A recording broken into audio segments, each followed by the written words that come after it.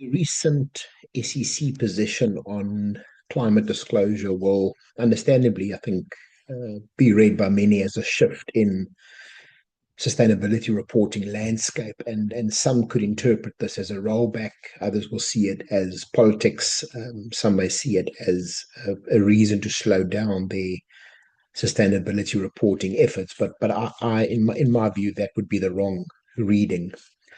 I think the most useful interpretation is that these development forces us back to a much more fundamental question about what is genuinely material to our company, its strategy, its profile, its capital allocation, and ultimately its ability to create value over time. And this is where I think the conversation really should be, because sustainability reporting should never have been about disclosure for disclosure's sake. It should never have been about producing more data, more pages, more metrics, more frameworks, or more beautifully designed reports that sit outside the real decision making rhythm of the business. The real issue is whether sustainability related matters are being understood, are they governed and acted on as business issues. And this is where I think materiality really becomes so important.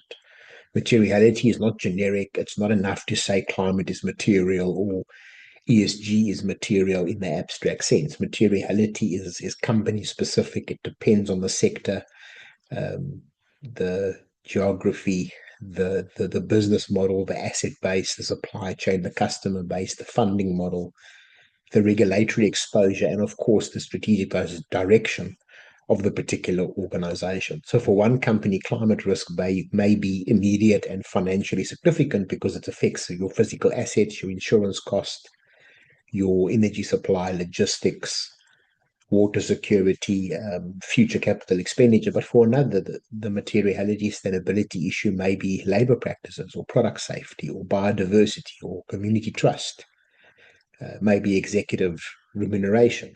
For another, materiality issues might be not it might not neatly sit inside the company at all. It may sit in the value chain with suppliers, with customers, with lenders, with communities. And this is why materiality cannot be treated as a tick box exercise. It's a leadership judgment issue, but it must be a disciplined judgment.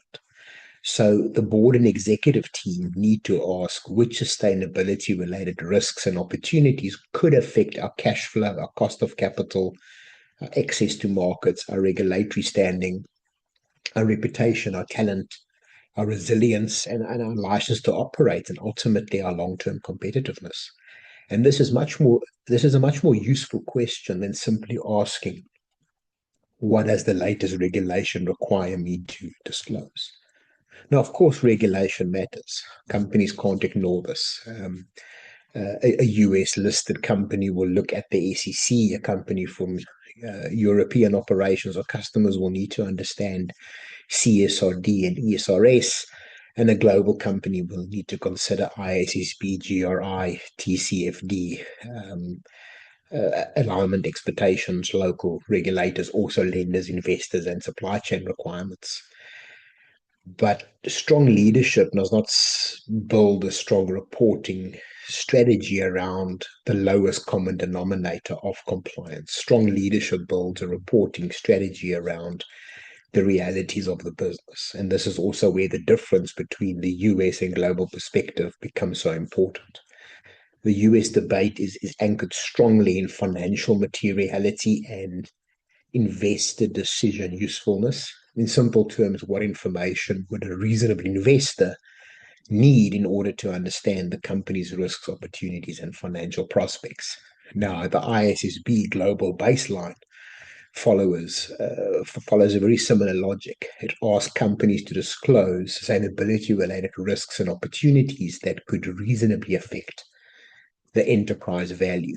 The EU goes further through double materiality, and it asks not only how sustainability affects the company, but how the company affects people, society, and the environment.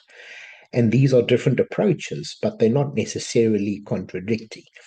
They reflect different regulatory philosophies and different stakeholder expectations. And I think the mistake would be to turn this into a binary debate, US versus Europe, investor materiality versus double materiality, compliance versus purpose. So for me, the better approach is to recognize that companies operate in multi-jurisdictional, multi-stakeholder environments. Investors matter, regulators matter, customers matter, employees matter, lenders matter, communities matter, supply chain, and all the natural systems on which many businesses depend, of course, matter.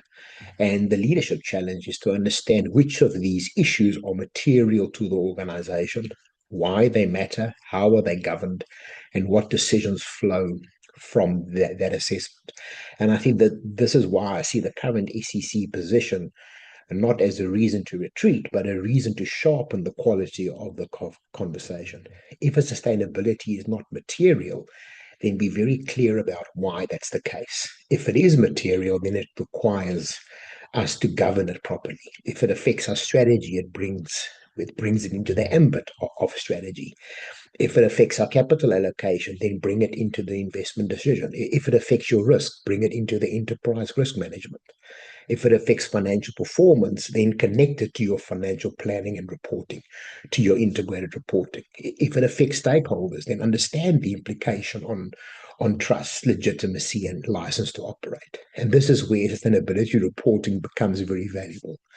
Not when it's sit as a separate annual exercise, but when it becomes part of how the business understands risk, allocates capital, builds resilience, and creates long-term value.